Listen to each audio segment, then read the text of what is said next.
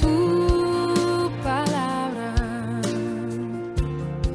es como aceite sobre mis heridas. Estás escuchando La Palabra de Verdad con el pastor Martín Portillo. Y el calor en el invierno. Tu palabra. Bueno, hoy estamos comenzando nuestra 13ª clase sobre el cristianismo del año 0 al 2023. Como lo hemos dicho, yo siempre hago esta introducción para las personas que ven esto por YouTube sepan de qué estamos hablando, porque a veces la gente toma el video de YouTube así y no saben de qué estamos hablando. Entonces hemos estado desarrollando todo un tema muy sencillo, muy superficial acerca de la formación de la iglesia desde que Jesucristo levantó sus pies en el Monte de los Olivos y se despidió de sus discípulos y por todas las etapas en las que ha pasado. Sin embargo, tanto la clase pasada como esta clase, más que tratar un proceso evolutivo de la iglesia, tiene que ver con algo que está relacionado con eso. Y es, en la clase pasada estuvimos hablando de los padres de la iglesia. Entendiéndose como padres de la iglesia todos aquellos hombres que influyeron en la iglesia cristiana desde que los apóstoles murieron. Y todos sabemos que Pablo, Pedro y todos los demás discípulos apóstoles fueron y tuvieron una preponderancia importante dentro de la iglesia, sobre todo porque habían estado con Jesucristo y tenían, digamos, la sucesión apostólica que el Señor les había dado, la autoridad apostólica que el Señor les había dado. Pero una vez muertos todos ellos, quedaron un grupo de hombres que siguieron o continuaron. Y hablábamos en esa clase acerca de quiénes eran los padres de la iglesia. Pero hoy vamos a hablar algo que también tiene que ver con la iglesia y con los padres de la iglesia, y es el canon bíblico. Porque lo que le da sustento a nuestra doctrina cristiana, lo que le da base a nuestra autoridad cristiana, no es otra cosa sino las sagradas escrituras. El libro sagrado, que en este caso es la Biblia. Pero la pregunta que siempre surge es, ¿quién escogió los libros de la Biblia?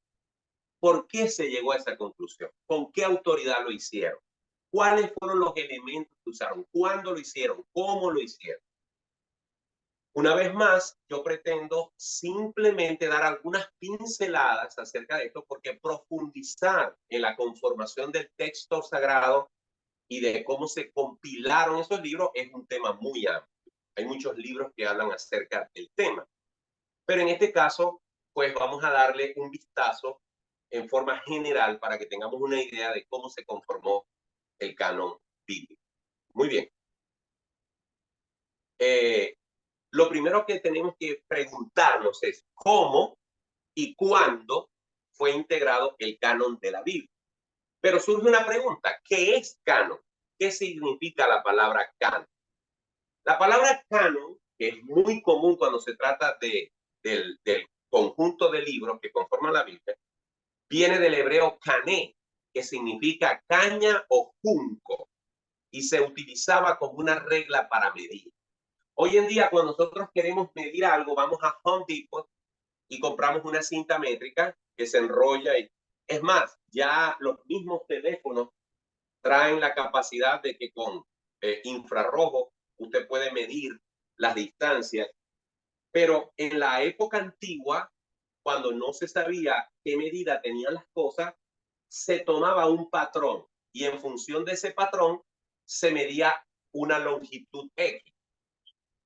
Entonces, por ejemplo, existían medidas como el codo, la palma, ¿verdad? Pero el canon viene de esa palabra hebrea que significa cané, que era una caña con una medida específica que se usaba para medir.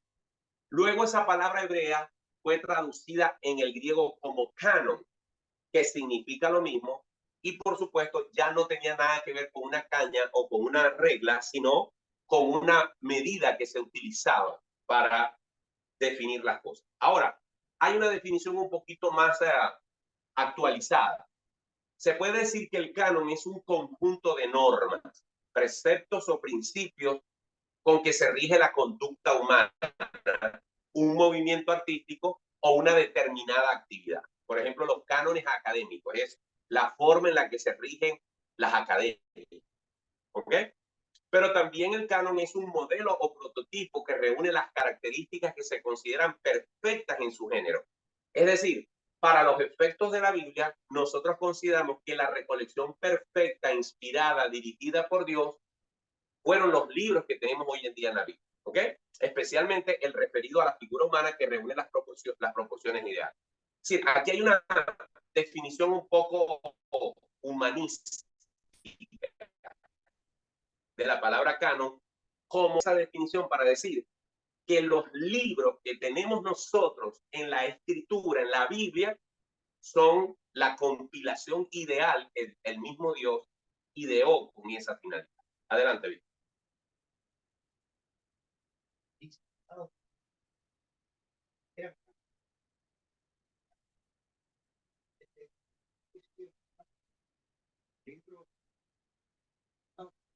Exacto, exacto.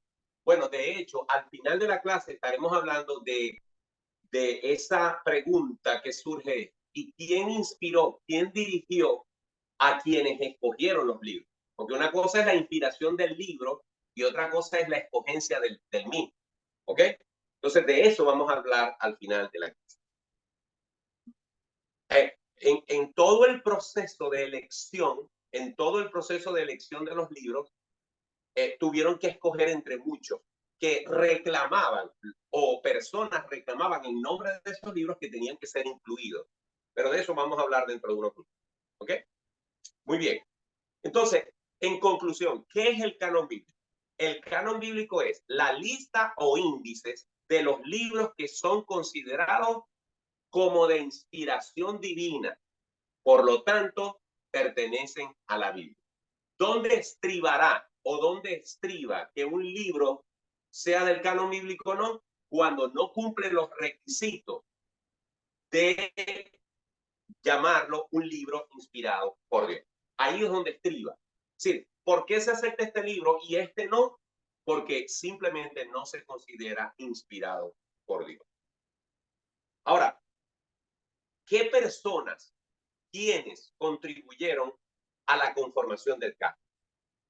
Lo primero que tenemos que decir es que la Biblia en general no dice de sí misma cuáles son los libros bíblicos o no.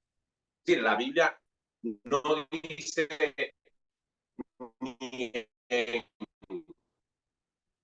ni en el Antiguo Testamento ni en el Nuevo Testamento dice de otro libro. El libro de Deuteronomio es inspirado por Dios. Es decir, vamos a ver dentro de unos ratos algunas menciones dentro del mismo texto bíblico, pero no podemos decir que el libro tal es inspirado porque él mismo dice que es inspirado.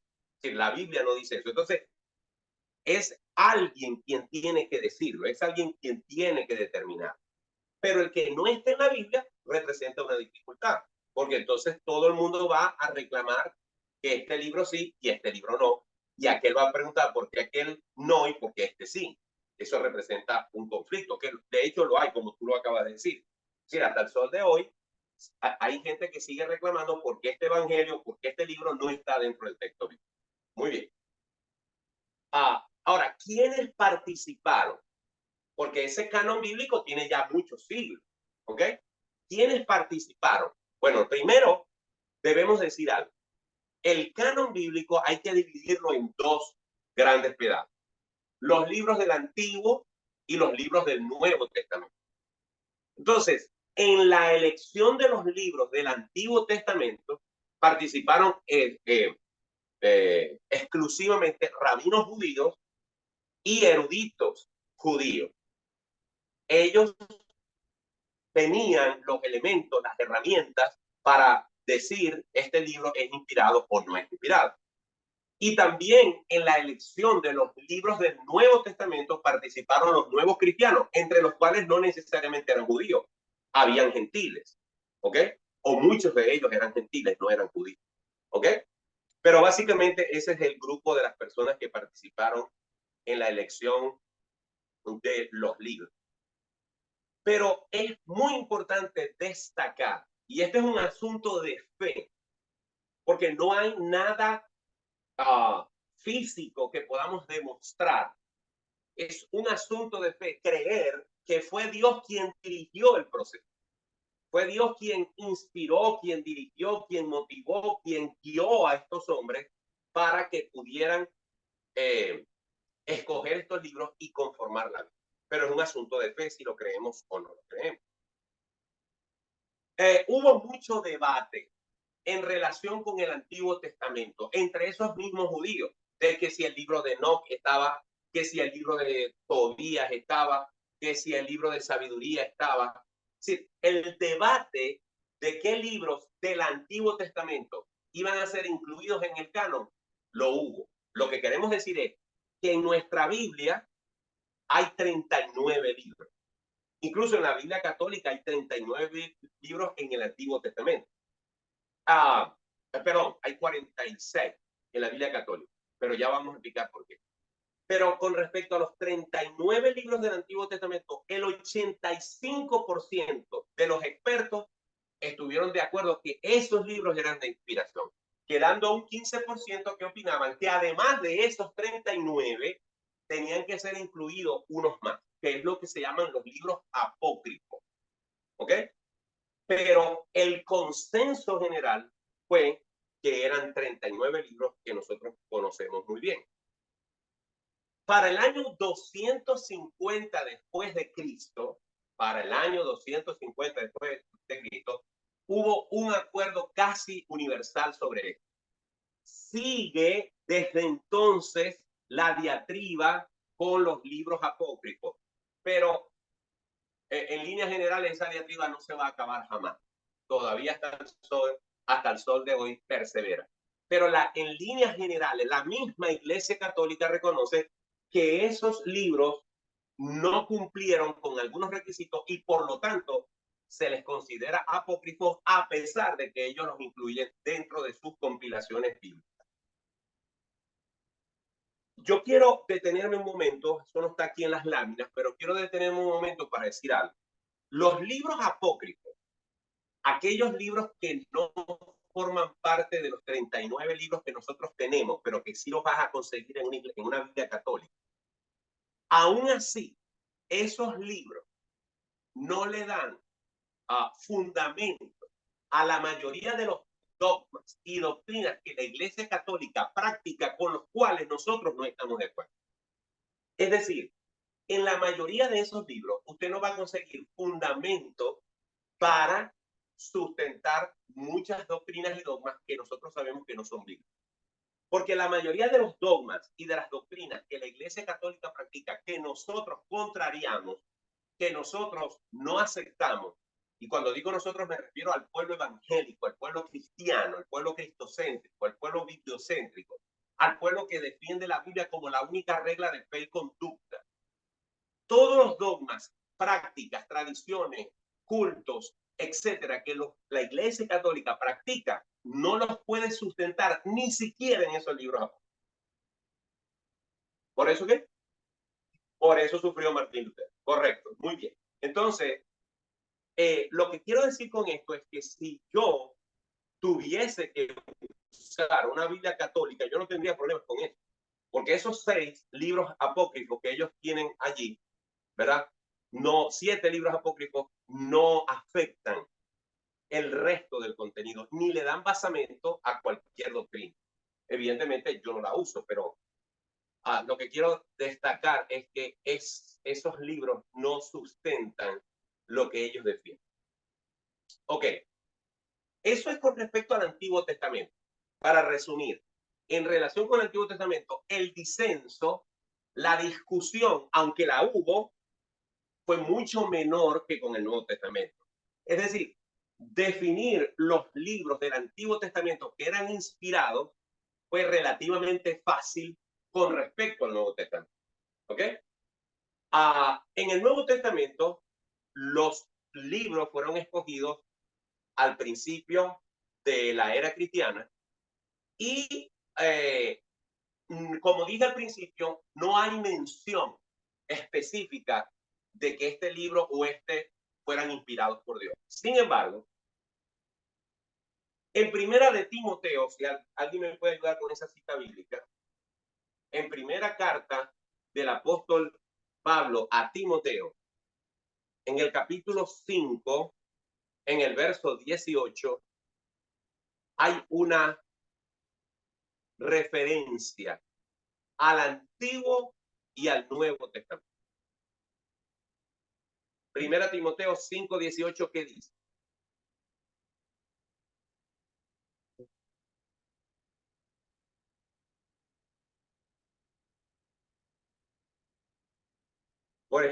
Volvamos a leerlo. Porque la Escritura dice, no pondrás bozal al buey que trilla. Eso está en Deuteronomio 25:4. Es decir, Pablo, al escribirle a Timoteo, evoca Deuteronomio 25:4. Pablo está hablando de los derechos que tiene un apóstol o que tiene un siervo de vivir del evangelio. ¿Ok? Y él hace referencia a un texto de Deuteronomio 25:4, con lo cual evidentemente Pablo, al igual que otros escritores de la Biblia, le dan validez al Antiguo Testamento, porque está haciendo mención de esa escritura. Pero lo llamativo es que Pablo dice en ese versículo, ¿qué otra parte dice? Además de lo del buey que trilla, digno es el obrero de su salario, pero eso no está en el Antiguo Testamento. Eso está en Lucas capítulo 10, versículo 7. Lo que significa que Pablo conocía lo que decía el Evangelio de Lucas. Y al citarlo en Timoteo, ¿verdad? Le está dando validez a esa escritura que ya Lucas había escrito o había dado. ¿Okay? Exacto. En segundo lugar, en segunda carta de Pedro, versículo 3, capítulo 3, verso 15 y 16, ¿qué dice, Damar? Tened entendido que la paciencia de nuestros señores para salvación, como también nuestro amado hermano Pablo, la sabiduría que le ha sido dada, os explica casi en todas sus escrituras, hablando en ellas de estas cosas, las cuales hay algunas difíciles de entender, las cuales los doctores constantes tuercen como también las otras para su propia fe. Observen que Pedro, escribiendo su carta universal, su segunda carta de Pedro, hace mención de lo que Pablo ya había escrito en sus epístolas. No menciona exactamente cuáles. No dice, porque Pablo dice en Gálatas tal o porque Pablo dice en Efesios. Pero lo que sí es sabido es que ya Pedro conocía de epístolas que había escrito Pablo a iglesias. No solamente eso, porque cualquiera puede escribir cartas, sino que él dice dos cosas. Así como el apóstol Pablo ha sido inspirado, ha sido llevado por la sabiduría divina a escribir esa carta. Y al final él dice que mucha gente tuerce lo que Pablo dice como tuercen las otras escrituras. Es decir, él está poniendo los escritos de Pablo a la altura de las sagradas escrituras del Antiguo Testamento. Entonces, esta es una buena referencia para decir que con seguridad las cartas de Pablo eran inspiradas por él. ¿Ok? Lo digo con este énfasis porque yo conocí a alguien en Maracaibo, Venezuela, que él agarró la Biblia y agarró el Antiguo Testamento y lo botó. Y luego cogió el Nuevo Testamento y extrajo del Nuevo Testamento solamente los 4 evangelios. Y los otros libros del Nuevo Testamento los botó. Se quedó con los 4 evangelios. Pero no conforme con eso, cogió los 4 evangelios y subrayó, como en muchas Biblias vienen subrayadas, las palabras de Jesús en rojo. Y lo que no estaba diciendo Jesús, lo botó, quedándose solamente con las expresiones aisladas de Jesús. Entonces, él decía que solamente era palabra de Dios lo que había dicho Jesús, criticando el Antiguo Testamento, porque en ninguno de esos libros aparece Jesús hablando.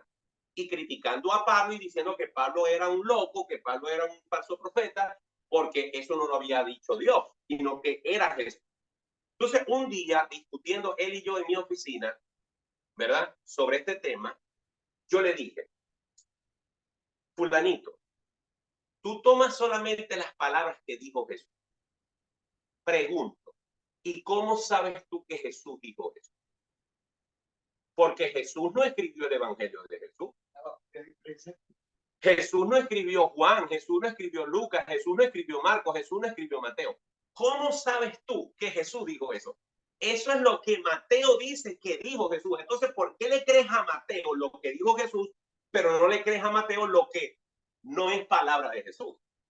¿Por qué le crees a Lucas lo que Jesús dijo, pero no crees el resto de lo que Lucas narra en su evangelio?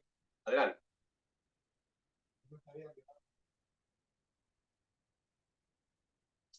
No, evidentemente es un absurdo lo que el hombre estaba comentando, pero el argumento que yo le daba era, ¿cómo puedes tú decir que estas palabras las dijo Jesús si Jesús no escribió ninguna parte de la escritura? Él literalmente no la escribió. Es decir, los evangelios no son otra cosa que una recompilación extemporánea después que Jesús se había ido. Luego que Jesús se fue, es que Mateo se sentó a escribir Mateo. Y luego fue que Lucas se sentó a escribir Lucas. Y luego fue que Juan escribió Juan. Y luego fue que Marcos escribió Marcos. Entonces, eso, lo que Jesús dijo son las palabras escritas de lo que Marcos dijo que dijo Jesús. Lo que Lucas dice que dijo Jesús. Es decir, ¿por qué le voy a tener fe a lo que Lucas dice sobre lo que dijo Jesús, pero no voy a tener fe sobre el resto de la escritura? ¿Se entiende el argumento?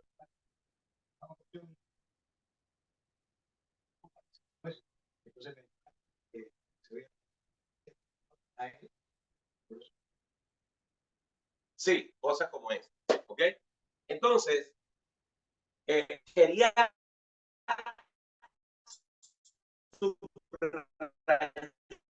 que en la escritura conseguimos textos de Biblia que, aunque no son específicos, nos dan el tiempo en que se escribía la Biblia.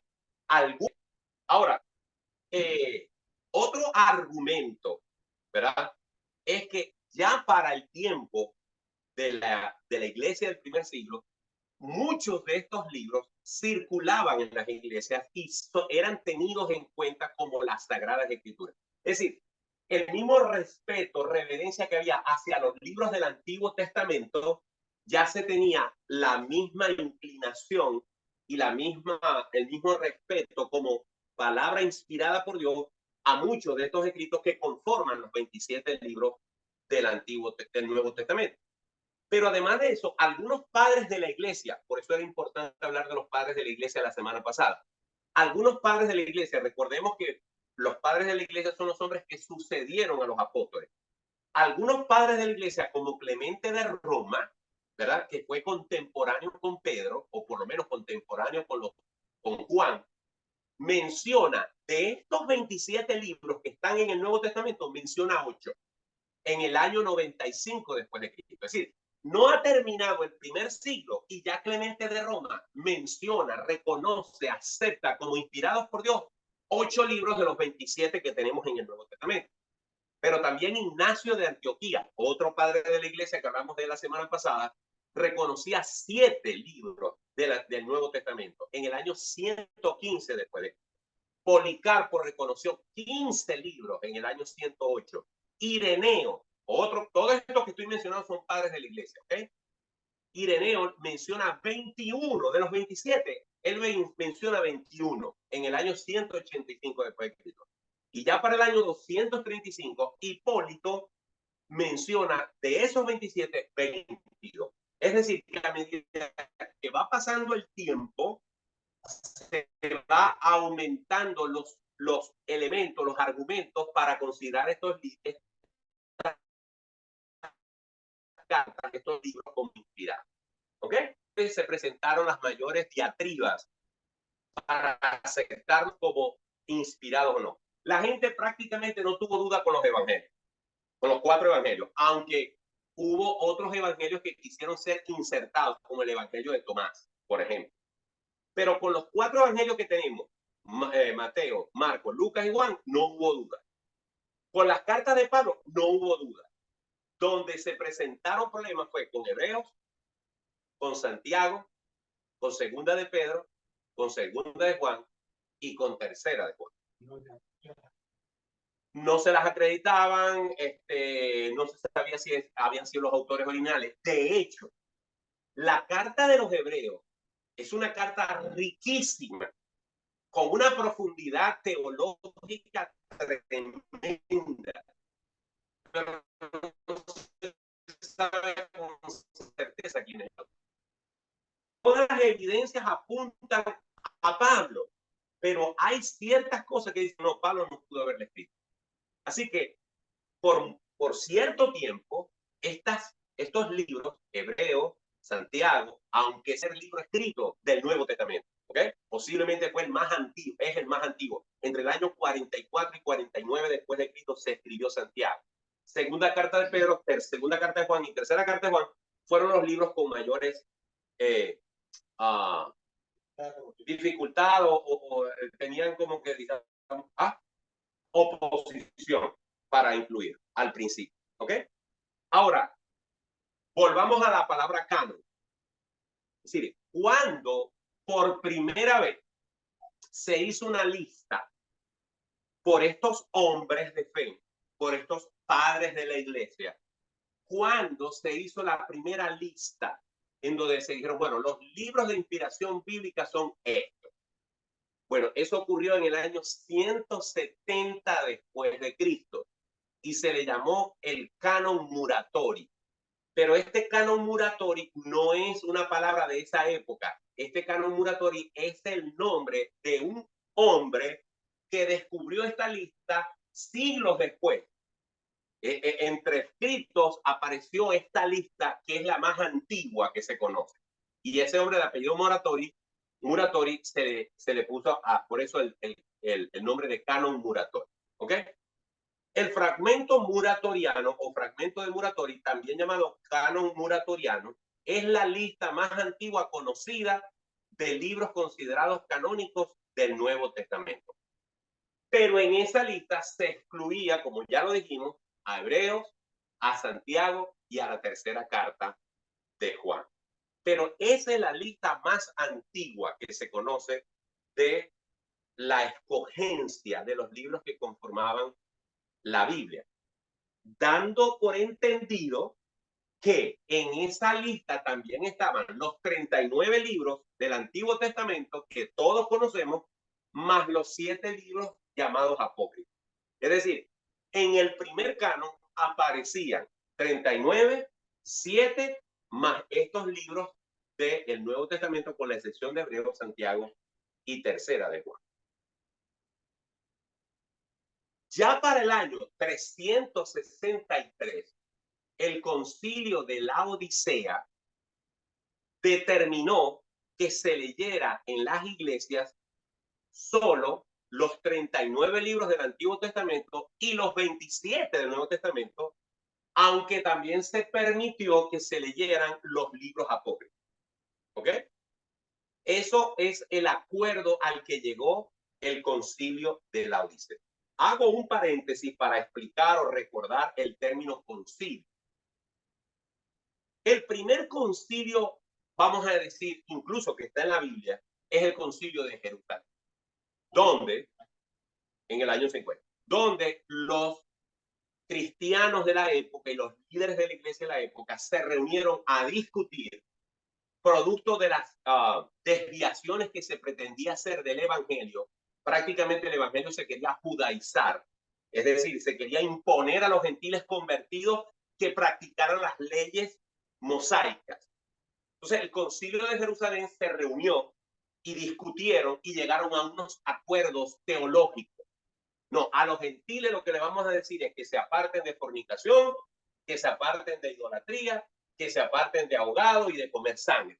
Ya, nada de guardar el sábado, nada de circuncidarse, nada no, nada de eso. Adelante.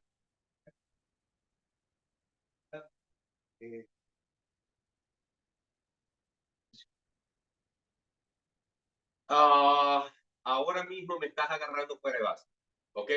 Pero que yo sepa, que yo sepa, sí. Sí, de Pablo con Bernabé, correcto. Bueno, pero era, o sea, tenía una relación una cosa con la otra. ¿Por qué? Porque ellos habían llevado el evangelio a esa zona de Asia y la molestia venía de algunos que vivían en Jerusalén que consideraban que el evangelio era para ellos nada más. Esa es la razón de la discusión. Pero al final, cuando Pablo y Bernabé dan testimonio de cómo Dios operó en la vida de ellos, Pedro da testimonio de cómo operó Dios con Cornelio y cómo venían reportes de que el Espíritu Santo era repartido a gente en distintas partes del mundo, al igual que los primeros cristianos que eran judíos, entonces todos acordaron que era obra de Dios, ¿verdad? Que los gentiles también, incluso hay una cita de una escritura del Antiguo Testamento donde se profetiza que Dios le va a hablar a los gentiles y le va a hablar a otros pueblos.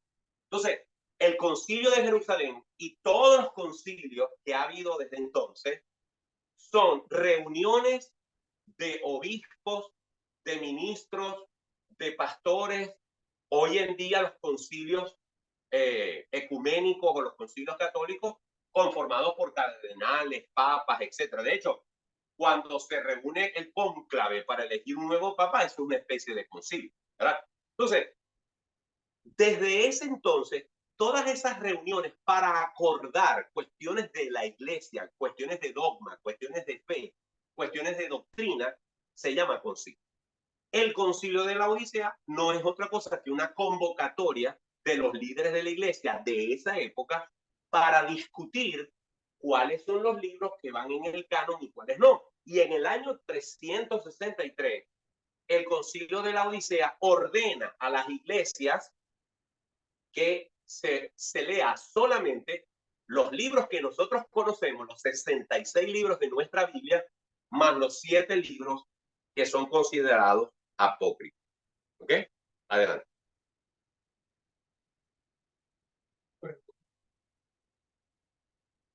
Voy a hablar de ese tema de los católicos romanos en este sentido. Debo decir esto.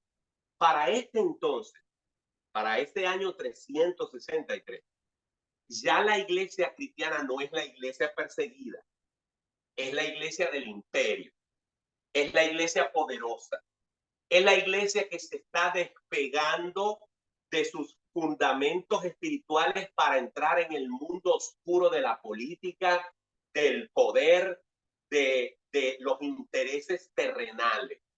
Es la iglesia que se está corrompiendo, pero Dios, al igual que en Israel, al igual que en las iglesias de hoy en día, siempre tiene un remanente de gente de oración espiritual que procura vivir en santidad, aunque en la iglesia local haya gente carnal, gente liviandosa, gente que no está comprometida con el Señor, ¿ok?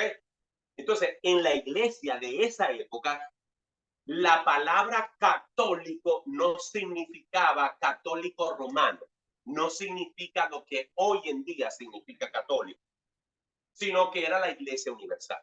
En aquel momento era la iglesia cristiana, católica porque católica es un adjetivo que significa universal. Hoy en día, como lo dijimos en la clase pasada, la palabra católico se transformó en un sustantivo para identificar una religión. Pero en aquel entonces católico significaba universal. Muy bien. Así que estos que están escogiendo son católicos, claro, yo lo dije en la clase pasada. Son católicos, sí, son católicos porque pertenecen a la iglesia universal. No son católicos desde la perspectiva mariana, desde la perspectiva idólatra, desde la perspectiva en la que se decantó, se transformó la iglesia católica con él. Ok, en el concilio de Hipona, en el año 393 después de Cristo, y en el concilio de Cartago, en el año 397, se confirmaron los 27 libros del Nuevo Testamento. Es decir, no hay discusión en que los libros del Antiguo Testamento son 39, en que los libros del Nuevo Testamento son 27. ¿Dónde sigue estando el problema? En que la iglesia, incluso de esta época, aceptaba, recibía los libros apócrifos. Pero al aceptarlos como apócrifos, están reconociendo que no están a la altura de los otros 66 libros. ¿Qué hemos hecho los protestantes, los cristianos? Nosotros decimos, ¿para qué tenemos unos libros que sabemos que no cumplen con el canon? Tenemos los 66 libros que son estos. ¿Ok? Muy bien. Ahora, ¿cuáles fueron los principios? ¿Cuáles fueron las preguntas, entre muchas, que se hicieron las personas de esa época para poder concluir si un libro era canónico o no? Si un libro era inspirado o no. Primero, y estamos refiriéndonos al Nuevo Testamento, porque los libros del Antiguo Testamento ya estaban bien definidos. El autor del libro, por ejemplo, el autor de Colosenses, fue un apóstol o tuvo una estrecha relación con alguno de ellos. Entonces, la respuesta a Colosenses para esa pregunta, ¿cuál sería? Sí, fue escrita por Pablo, que si es considerado apóstol, se responde la pregunta con sí. Y si alguien no lo considera un apóstol, no importa, porque estuvo tan cerca de los apóstoles que está relacionado con alguno de ellos. Entonces, poniendo como ejemplo a Colosenses, esa respuesta es sí. Así que ahí hay un checklist, o sea, una marca positiva, ¿verdad? Luego dice, el libro ha sido aceptado por la mayoría del cuerpo de Cristo, es decir, por las iglesias locales. Sí, para el momento en que se hizo el primer canon, la carta a los colosenses había sido leída en Colosas y era una carta leída en el resto de la iglesia y era tomada en cuenta como palabra de Dios. Así que en este caso, también esa carta había pasado el examen. El contenido del libro es de una consistencia doctrinal y enseñanza ortodoxa. Bueno, el que haya leído Colosenses, cualquier capítulo, pero en especial a mí me encanta el capítulo 1, donde dice que ahí que Jesucristo clavó en la cruz el acta de los decretos que nos acusaban a nosotros. El Señor la clavó en la cruz, venciendo a Satanás. O sea, ¿tenía consistencia doctrinal? Por supuesto que sí. También Colosenses nos habla acerca de vestidos del nuevo hombre, despojados del nuevo hombre, que tendría que ver, ¿verdad? Perdón. Ok, ortodoxo significa recto. O sea, doctrina, sana doctrina. Sí, la consistencia doctrinal es que hay, consistencia doctrinal significa que hay relación o referencia o coincidencia con el resto de la doctrina cristiana. Y enseñanza ortodoxa es que hay una enseñanza, hay una doctrina que está ajustada a la doctrina de los apóstoles. Es decir, hay uniformidad en la doctrina. Es lo que se conoce como la ortodoxia, la rectitud de la doctrina. ¿Okay? El término ortodoxo, por supuesto, igual que la Iglesia Católica, se apropiaron de ciertos términos, ¿verdad? Como por ejemplo la palabra obispo. Cuando nosotros oímos la palabra obispo, pensamos en alguien católico, en un sacerdote católico. Cuando obispo aparece en la Biblia en referencia a los ancianos de la iglesia. ¿Okay? Entonces, ciertos términos como obispo, católico, ortodoxo, han sido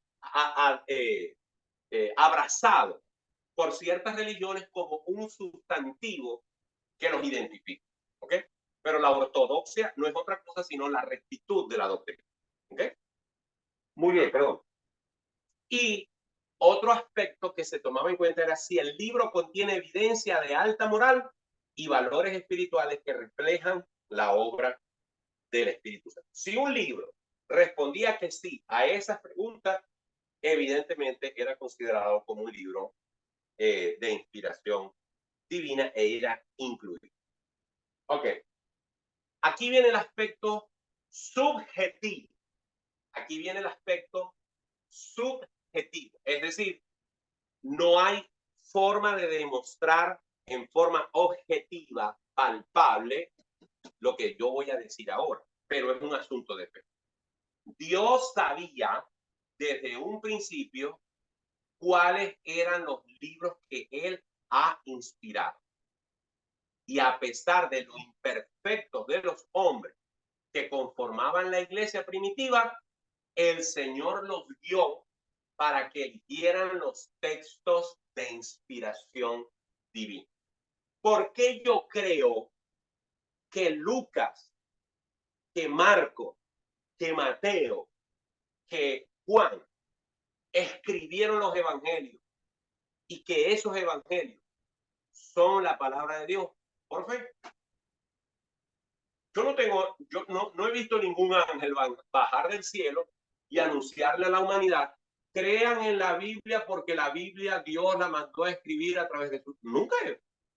Yo acepto, o sea, independientemente de si el libro está o no en el canon, quien reclame que un libro es inspirado por Dios no tiene forma de demostrarlo. Tiene que demostrarlo por la fe. Ahora, cuando usted toma la escritura, cuando usted toma los 66 libros que nosotros recibimos como textos sagrados y usted los analiza de tapa a tapa e incluso hace referencias cruzadas entre ese texto bíblico, consigue que ningún ser humano pudo haber logrado esa obra maestra llamada la palabra de Dios. Cómo las profecías se cumplieron, cómo hombres que jamás se conocieron pudieron escribir con tal coincidencia. Los rollos del Mar Muerto nos revelan en pleno siglo XX lo que se había dicho durante siglos. Para los que no lo sepan, los rollos del Mar Muerto son una cantidad de papiros que se conservaron durante siglos o escondidos, preservados por la gracia de Dios, porque no hay otra forma de explicarlo, en unas vasijas, en unas cuevas, donde cuando los consiguieron y tomaron esos papiros que tenían ahí siglos y los compararon con las copias de la Biblia que habían sido impresas durante generaciones, la coincidencia era casi perfecta. De alguna manera, Dios permitió ese hecho en pleno siglo XX, donde hay cámaras fotográficas, donde había video, donde había forma de documentar esto, para tapar la boca de hombres que habían estado criticando y cuestionando la escritura por sí. ¿Ok? Entonces, ese mismo Dios que hizo que aparecieran los rollos del Qumran, ese mismo Dios que ha preservado la Biblia, por ejemplo, de un hombre como Voltaire, que dijo hace 250 años, dentro de 100 años, la Biblia será algo del olvido.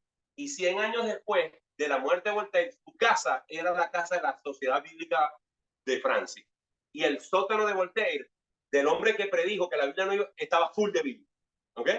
Entonces, el libro que ha cambiado vidas, el libro que ha sido más impreso en el mundo, el libro que ha sido más traducido en el mundo, el libro que ha cambiado toda la historia humana, es un libro inspirado por Dios, pero es algo que hay que aceptarlo por la fe. Bueno, la misma fe que yo tengo en que la Biblia es inspirada por Dios, es la fe que yo tengo en que Dios dirigió el proceso de estos primeros 3 siglos para que, a pesar de la imperfección de muchos de esos hombres, yo pudiera haber recibido la escritura. Muy bien. Ok, perdón, díganme.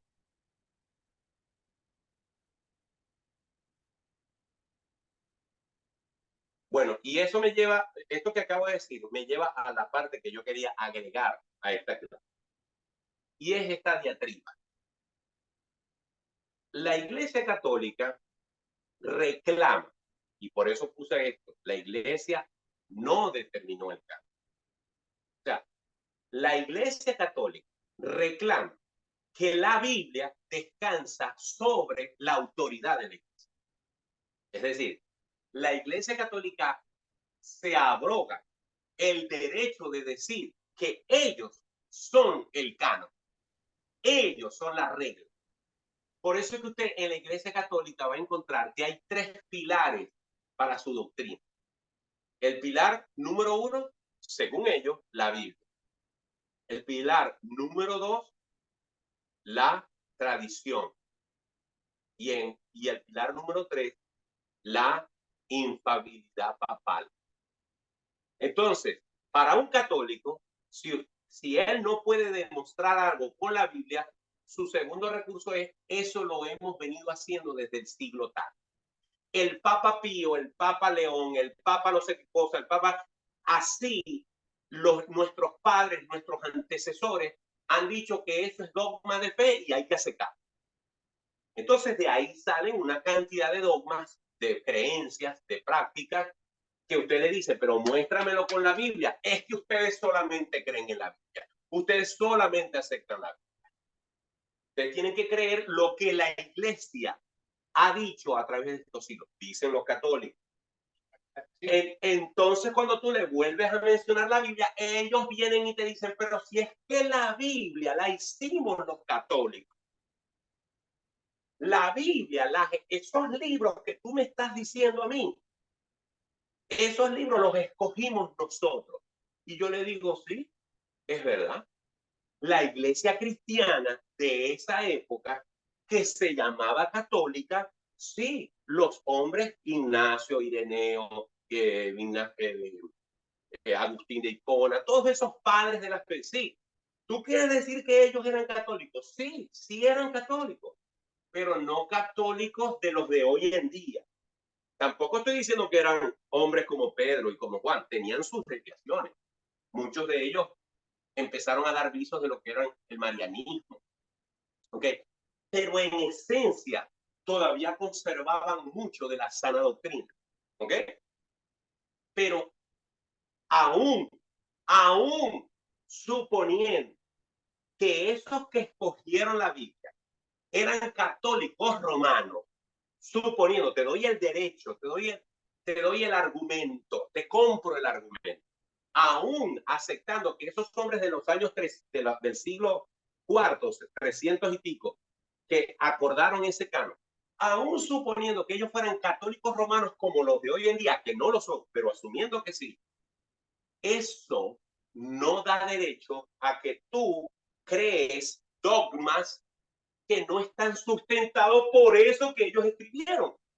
Porque eso sería como que alguien escriba una ley de tránsito donde diga hacer esto, ir a tantas millas, ir a hacer esto, girar en U. Todo esto está mal. El que lo haga se le pone una multa, va preso, es un delito, es un quebrantar la ley. Ajá. Pero como yo lo escribí, ¿verdad? Yo puedo andar a 90 millas por hora donde es 60, porque no importa, como yo lo escribí, no importa lo que yo haga aquí. Es una locura. Es decir, el hecho de que ellos se abroguen, que son los autores o los selectores del texto sagrado, no les da derecho a violentarlo. No sé si se capta la idea. Es decir, vamos a poner varios ejemplos. La Iglesia Católica considera que los sacramentos son una obra por medio de la cual constantemente Dios está administrando su gracia. Es decir, que la salvación del hombre es progresiva e intermitente dependiendo de los sacramentos que tenga o no. Por ejemplo, al niño, según ellos, con bautizarlo se le quita el pecado original. Pero luego ese niño tiene que ser confirmado. Luego se tiene que confesar. Luego participar de la Eucaristía, donde en la Eucaristía el vino se convierte en la sangre de Cristo y el pan se convierte en el cuerpo de Cristo y le ministra gracia a la persona en ese momento. Por eso es que el católico siente que en la Eucaristía sale más salvo que cuando entró. Por eso es que ellos crucifican a Cristo en cada misa. Por eso es que se persignan cuando pasan por la iglesia, porque ahí está el Santísimo, porque ellos ven en ese cuartico donde guardan las cosas de la misa, ven el cuerpo de Cristo, cuando Cristo está sentado en su trono. Ya Cristo murió una vez y para siempre. Ya la cortina fue abierta, ya el velo fue abierto. Dice la Biblia que tenemos acceso al trono de la gracia, pero la Iglesia Católica se empeña en ministrar sacramentos para ministrar salvación a ratos. El católico se tiene que confesar con cierta frecuencia. Incluso, como lo dije en la clase pasada, los efectos de confesarse tienen una validez de tantos días o de tantas semanas. Si te confesaste en enero, ¿verdad? Ya para abril, esa confesión de enero no te alcanza. Te tienes que confesar en abril, te tienes que confesar en julio y te tienes que confesar en noviembre si quieres participar, porque se te vence tu confesión. ¿Dónde está eso en la Biblia? Ah, no, porque así lo hemos hecho, porque el Papa Pío, porque el Papa fulano. Entonces, Bueno, estoy hablando de una sola cosita. Bautismo infantil, transustanciación, el purgatorio, el orar por los muertos, por el descanso eterno, el orarle a las vírgenes, el orarle a los santos y a todos, o sea, y mil cosas más que es practicada en la Iglesia Católica, ¿verdad? La pregunta es, ¿qué base bíblica tiene? Ninguna, sino que el Papa tal, en el concilio tal, ¿verdad? Por ejemplo, una de las doctrinas, uno de los dogmas de fe más terribles de la Iglesia Católica y que es relativamente nuevo, del siglo XIX, es la Inmaculada Concepción de María. Para la Iglesia Católica, porque el Papa, no me acuerdo ahorita cuál fue, lo determinó así: María fue concebida sin pecado igual que Jesús. Y no vio muerte, fue trasladada al cielo. ¿Ok? O sea, poner a Jesús, el que no cometió pecado, poner a María en el mismo nivel es un acto de soberbia increíble. Cuando la Biblia, que ellos dicen que hicieron, que ellos dicen que compilaron, que ellos se abrogan, dicen Romanos 3:23, por cuanto todos pecaron, están destituidos de la gloria de Dios. Cuando Romanos 3:10 dice, porque no hay justo ni aún uno. Cuando Lucas dice que María en su canto a Elizabeth llama a su hijo mi Señor y mi Salvador. ¿Salvador de qué? Si ella no tenía pecado, ¿salvador de qué? Ah, bueno, pero como el Papa fulano, ¿en qué año? Papa Pío, ¿en el año? En el año 1854, el Papa Pío se le ocurrió la brillante idea, brillante entre comillas, de decir, no, María no pudo tener pecado. María vino a este mundo y se fue de este mundo sin cometer pecado. Eso es un absurdo increíble. O sea, María no necesita.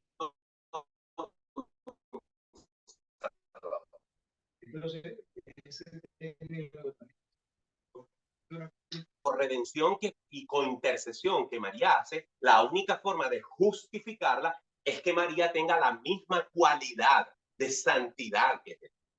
¿Ok?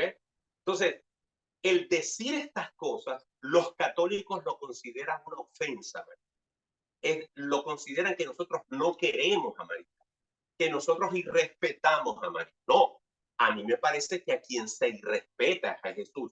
Y si María, la mujer, la que vivió en esta tierra, la que llamó a su propio hijo, su Señor y su Salvador, la que Jesús nunca llamó madre, la llamó mujer públicamente. Ni siquiera cuando le dijo a Juan, he ahí tu madre. Mujer, he ahí tu hijo. ¿Ok? Y cuando le vinieron y le dijeron, allá afuera están tu madre y tus hermanos, ¿quiénes son mis padres? Los que están aquí, los que hacen la voluntad de mi padre. Entonces, si María pudiera venir y ver lo que se ha hecho en su nombre con ella, le daría una pela a mucha gente, porque han pretendido al Rey de Reyes, al Señor de Señores, ¿verdad? Poner a una mujer a su altura. Que María fue una mujer maravillosa e importante, sin duda. Que fue un instrumento en las manos de Dios, sin duda. Pero la Biblia dice que solamente hay un mediador entre Dios y los hombres. Por eso los cristianos evangélicos le rendimos pleitesía, honor, gloria, alabanza, reverencia, veneración solamente a Dios y al Señor Jesús. ¿Perdón? No solamente eso, es que la Biblia dice ahí en Lucas, en Mateo, que José recibió, después que habló con el ángel, porque estaba preocupado, quería dejarla en secreto, él le dijo, no temas recibir a María, tu mujer. ¿Por qué? Porque lo que en ella es engendrado del Espíritu Santo es. Es decir, José, no tengas temor de recibir a María porque ella no estuvo con otro. Ella ha sido y va a ser tuya nada más. Perdón, ha sido no, va a ser tuya nada más. ¿Ok? Así que, tranquilo. Y dice la Biblia en Mateo, entonces José recibió a María, su mujer, pero inmediatamente, pero no la conoció hasta que dio a luz su hijo primogénito, no unigénito, primogénito. Así, en 2 versículos hay más que un ladrillazo para demostrarle a alguien que María se casó con su esposo, con su marido, y la Biblia dice que una mujer que tiene relaciones sexuales, o la Biblia dice que un matrimonio es un lecho sin mancilla. Es decir, lo que una mujer haga con su esposo en el lecho matrimonial no la hace menos que cualquier virgen, porque lo está haciendo con su esposo, en santidad, en unión matrimonial, y eso es sagrado. Así que cuando una mujer se acuesta y tiene relaciones sexuales con su marido, ella no tiene de qué avergonzarse en nada, igual que la doncella. ¿Ok? Entonces, María, en ese sentido, no falló. Entonces, el punto que quiero destacar, porque ya tenemos que terminar, es este. ¿Ok?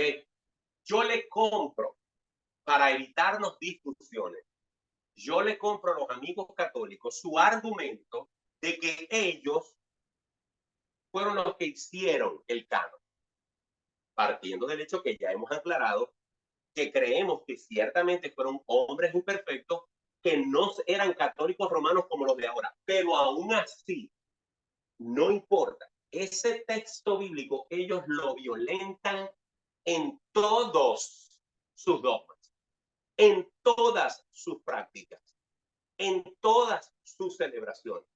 Todo lo que creen, todo lo que practican, todo lo que hacen contraría el texto bíblico que ellos dicen ser los autores. No pueden sustentar ninguna de esas creencias que nosotros no compartimos. Evidentemente los católicos creen en la Trinidad, y yo también. Los católicos creen que Jesús... La Trinidad tampoco aparece en la Biblia y nosotros la aceptamos. Cuando ellos discuten de los dogmas marianos, uno de los argumentos que ellos usan es, por ejemplo, de la Trinidad. Sí, evidentemente la palabra Trinidad no aparece, pero el concepto de la Trinidad es más salta a la vista. Basta decir que cuando Felipe le pregunta al Señor, le dice, muéstranos al Padre y nos basta. ¿Y qué le dijo Jesús? Tanto tiempo he estado con ustedes y aún no me conocen. El que me ha visto a mí, ha visto al Padre. Jesús dijo, el Padre y yo uno somos. ¿Por qué los judíos querían matar a Jesús? Porque él se ponía a la altura del Padre. Yo fui antes de Moisés, yo fui antes de Abraham. ¿Quién es ese sino Dios? Entonces, ese concepto o ese ejemplo que ellos pongan, yo les digo, sí, tienen razón, la palabra Trinidad en ninguna parte aparece. Estamos claros. Pero muéstrame con esta contundencia que Jesús demostró que él era Dios, que María es corredentora, que María es consalvadora. Bueno, muéstrame que podemos orarle a los muertos, que alguien después que esté en el purgatorio, yo desde aquí puedo hacer algo por esa alma. Explícamelo. Aparte de eso, ¿no? Entonces, bueno, conclusión, ¿verdad? ¿Sabes que lo mencionan como Trinidad? Exacto. No aparece la palabra Trinidad, pero el concepto de Trinidad está más que claro. Lo que no está por ninguna parte es ni vistos siquiera, ni siquiera señales, ni rastros de ninguno de los dogmas católicos que nosotros no creemos ni practicamos. Mira, los testigos de Jehová, en ese sentido, son más honestos que los católicos. ¿Qué hicieron los testigos de Jehová? Agarraron la Biblia y la tergiversaron. Agarraron el texto bíblico y Juan 1:1 dice, en el principio era el verbo, y el verbo era con Dios, y el verbo era como un Dios, porque no soportan el que diga, y el verbo era Dios. ¿Ok? El católico dice en su Biblia, porque no hay otro mediador entre Dios y los hombres, sino Jesucristo, hombre. Y ellos le rezan a María, intercede por nosotros. ruega por nosotros. ¿Ok? La Biblia dice, por cuanto todos pecaron, están destituidos de la gloria de Dios. No hay ni uno solo bueno. Y ellos le dicen a María, María sin pecado concebida. Padre eterno. En ese sentido, el testigo de Jehová es más honesto. Él agarró la Biblia y la torció. El mormón se creó el libro del mormón. Y así sucesivamente.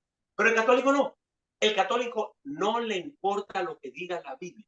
Porque para ellos, si no lo tiene la Biblia, lo dijo el Papa fulano, el concilio fulano, o lo dijo este Papa en tal Papa. Entonces, ok, muy bien. Yo espero que lo que hayamos estudiado hoy les haya ayudado en algo. Saludos a Yori, saludos a Raquel, saludos a Alegría, saludos a Sandra, saludos a Dioselina, saludos a Taí y a Isaé, saludos a Milena, no sé si está con Sergio, saludos a Lidia, saludos a Meilín y a Howard, saludos a Zuleima, saludos a Yaya que no nos está escuchando, saludos a Dorca Reina, mi mamá está conectada, así que saludos mamá si está por ahí, yo la invité. Y hay alguien que está conectado con un iPhone, pero no sé quién será. Así que, bueno, Raquel, te estoy viendo por aquí. Gracias por prender la cámara. Muy buena clase, pastor. Muy Qué buena. bueno. Muy Yo creo que contenta con estas clases. qué bueno. Tu palabra es la voz que me habla en la mañana. Y esto fue La Palabra de Verdad con el pastor Martín Portillo.